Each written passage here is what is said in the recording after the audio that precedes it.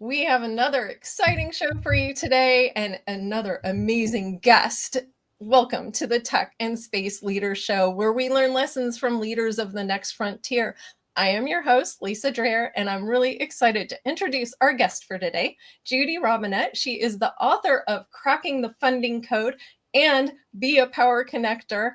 Plus, she works with many startups and helps them crack the funding code. Welcome to the show, Judy. Thank you, Lisa. I'm just delighted to be here. Oh, thanks so much for making time for this. I know you are incredibly busy. Perhaps we can start by having you give us a little bit of background on yourself and what you're working on today.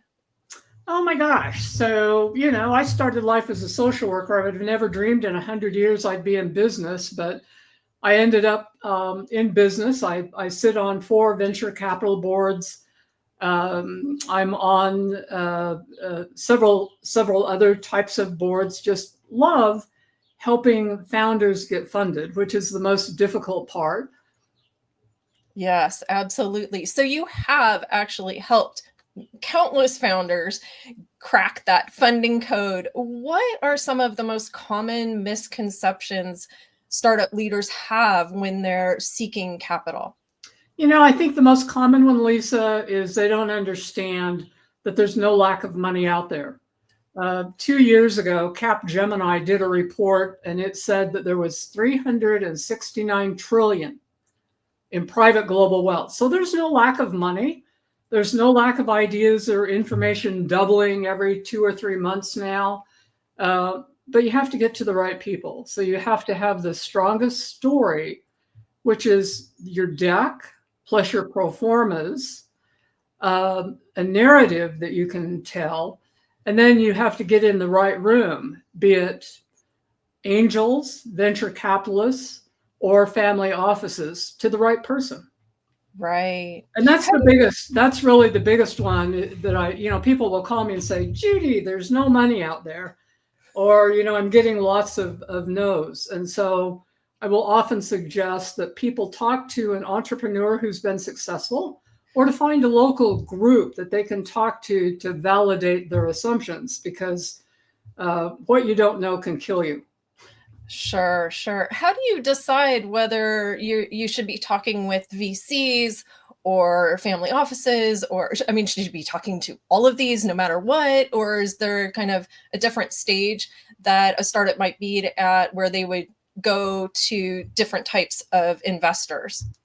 Yeah, certainly. So usually at the beginning, everybody bootstraps and puts money on their credit cards, and sometimes gets money from their friends and their family. And if you do, make sure it's papered, that you've got it in writing. And the first logical choice is to go to angels. Angels would like to coach you. Most of them have been successful founders in companies. They have a longer timeline than the venture capitalists. So usually at the seed or pre-seed, the early stages of funding, you would go to a local angel group. There's over 300 angel groups in the United States today. They're even here in Idaho and close to me in Wyoming. And you can find lists online by just Googling, and there's the National Angel Capital Association. Excellent. Okay. So what do investors really look for when they're looking at an early stage company? And I guess beyond the deck, what are they looking for? They're really looking for a founding team that is superb. And, I often call it the 3 C's. They'd like people who are coachable, that will take input. As soon as you've got some yahoo who says, I don't need your advice, I know how we're going to become $1 billion company like Amazon in 6 months, you're toast. You'll get escorted to the door. And so really important that you be coachable. Your character, never, ever lie. If you don't know something, just say, honestly, I don't know. I'll have to get back to you on that. And your level of confidence, because your number one job is sales. And you're selling to these angel investors initially, but then your next round is probably going to be with venture capitalists. And so they want a strong team. There was a saying by the fellow who founded venture capital out of California, And he said, if given a team that has an A team and a B product, or a B team and an A product, who would you pick? You always pick the best team because they can get anything to market. Yeah, So absolutely. is the most critical. Next would be the market size. You know, how many customers can you serve? Yeah, yeah. Okay. When you're talking about space and deep tech, a lot of times there's pretty long development cycles that these companies just go through just by the very nature of the business that they're in. How do you work through that with investors? Or, I mean, maybe find the right investors that understand that? Well, you know, first you need to do your homework, and you can easily, like I mentioned, Google and find any investor. You can find investor lists and find people that are specific to the industry. You can talk to service providers, the people that are lawyers for startups or accountants for startups, or even bankers or your local chamber of commerce. So that's important. And then the next thing to realize is a VC firm actually has a 10-year cycle, 7 to 10 years, usually 10 years. And so most of the investors know you're broke, and most of them know it's going to take a while to get to an exit. Now, angels would typically like to see an earlier exit, 3 to 5 years, and so would everybody else, frankly. But the most important thing to the investor is how much money they're going to make. And so, as you know, Lisa, I always start out with metrics with startups, for instance, saying, if we execute, this company could be worth 250 million in 7 years with 100 million EBITDA with 65% margins. And so, you know, you understand that very first pitch that you do is to get the second meeting, get them in the door, and you need to get them excited. Your pitch needs to be concise and compelling, but I wouldn't worry too much. I mean, space is very much like the medical world. There's regulatory people. Everybody thinks their sector is harder than everybody else's, by the way. But, you know, true investors understand it'll take a while for them to get their money back, but you need to be clear on what are comparables. When do you plan to exit? What are similar companies that have sold in your space, so that you can help them realize what their goal is to make money? Ah, that makes sense. You often say that your network is your net worth. What does a truly strategic network look like for a founder? You know, so for me, you know, I'm friends with lots of top VCs and other people. I think listening in on our call is my dear friend Leland Masterman, who had $2 billion exits under White Star. If I call Leland compared to my neighbor across the street here in Idaho who drives a milk truck and say, tell me, who are 5 people I should talk to? I'm going to get a very different answer. And so strategically, if you can start building those relationships early before you need them with potential investors. And investors are always looking for a deal. I have investors call me weekly saying, who do you recommend? And so it's getting in the right room, which could be a pitch event, meeting, going to your local college and finding out, you know, who's running the entrepreneur kind of area and getting that intel first. Yeah, So yeah. strategically, you would also, towards, you know, later as you're getting up and running, you should have an idea on who would potentially buy you. So my friend, Dr. David Beers, had a couple of exits. And the first one was a cancer and oncology. And it was, they didn't even have what they would typically need for an exit, but he sold the company in less than 5 years for 65 million plus stock in the other company. And I said to him, David, you know, you don't even have a product. How did you do this? And, you know, medical oncology drugs are a very tough sector. And he said, you know, I anticipated who the likely acquirers would be. And I got one person out of each of those companies to sit on an advisory board and to listen in full transparency what the company was doing. And then they got into a bidding war. Wow. And so strategic relationships could be those that would help you with funding, those that could, help you with finding the right advisors for your advisory board. Every startup needs an advisory board. If you don't have a board, people think maybe you think you know it all, and they will run, not walk. Yeah, absolutely. Okay, so I think you're getting into my next topic, which is what are some of those red flags for investors when they're looking or speaking with a founder, and especially, I guess, the way they actually present themselves? Yeah, so if you come across as arrogant and know-it-all, you're definitely in the uncoachable bucket. If you tell a lie, I mean, never, ever, ever guesstimate, because the investors are very smart and most of them have seen deals that could be similar to yours. And so never tell a lie. There's many, but certainly you need to know your numbers. Mm-hmm. And it isn't as hard as you think it might be.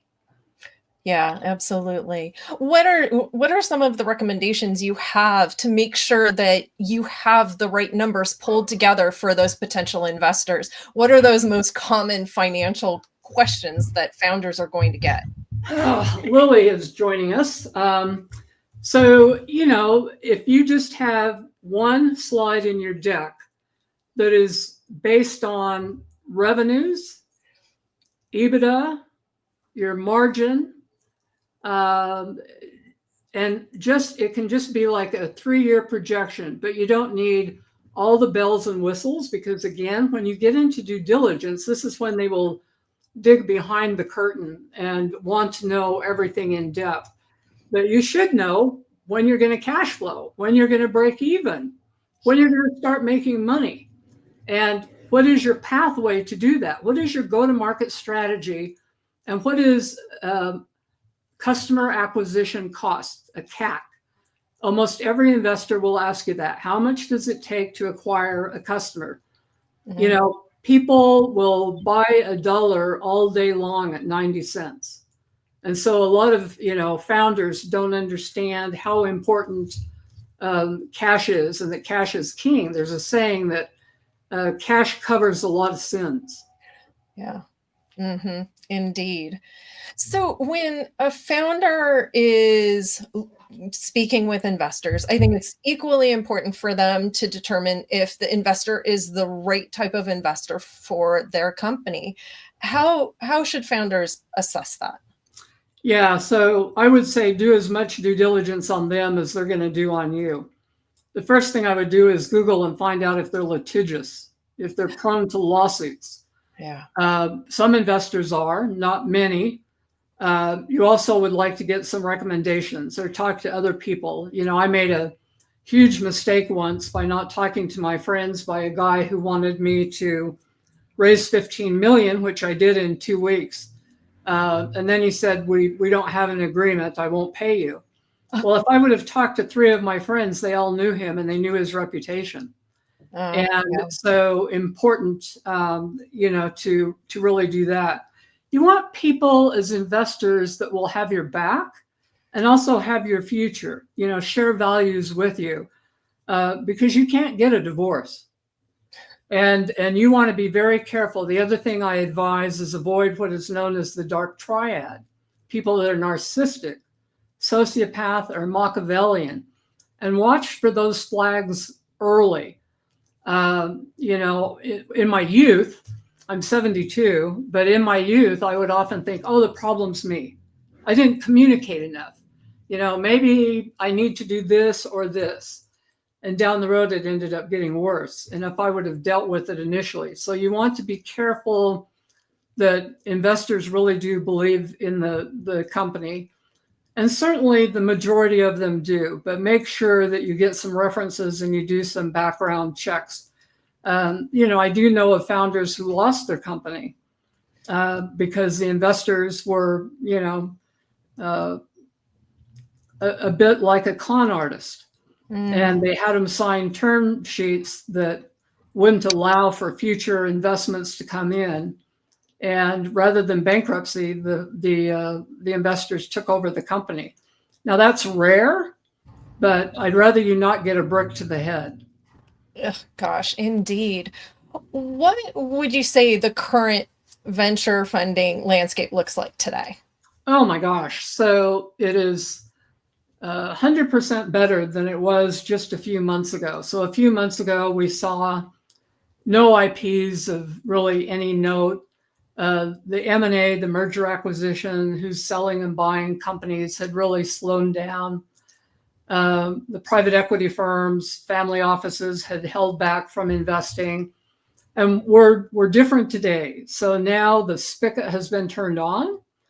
We're seeing many IPOs. Voyager is the perfect example for the space industry, but lots of people buying companies.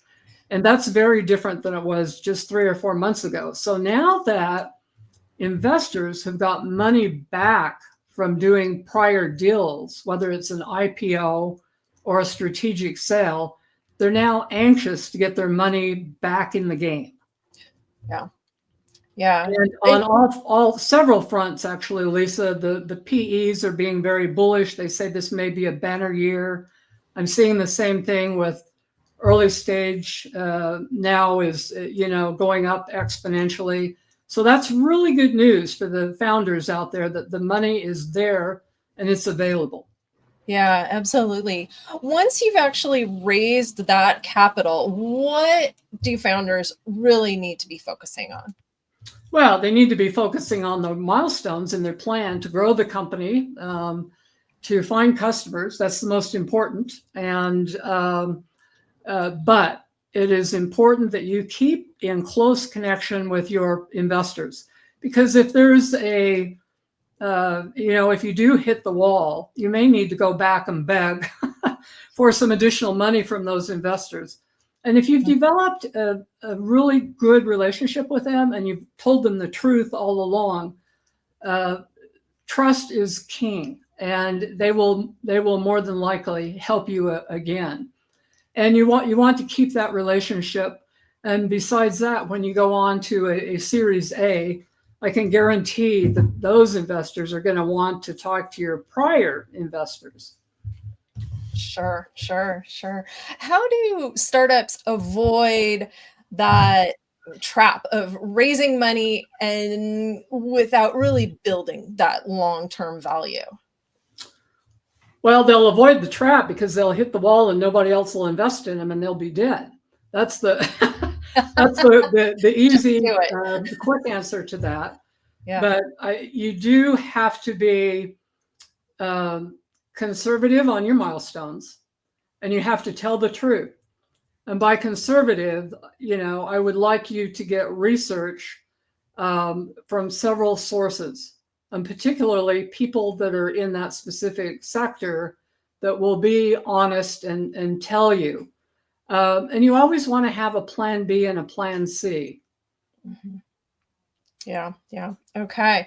Well, I want to end with just giving you a chance to give us one last thought. If you were to give one piece of advice to every founder that they would actually follow, what would that piece of advice be?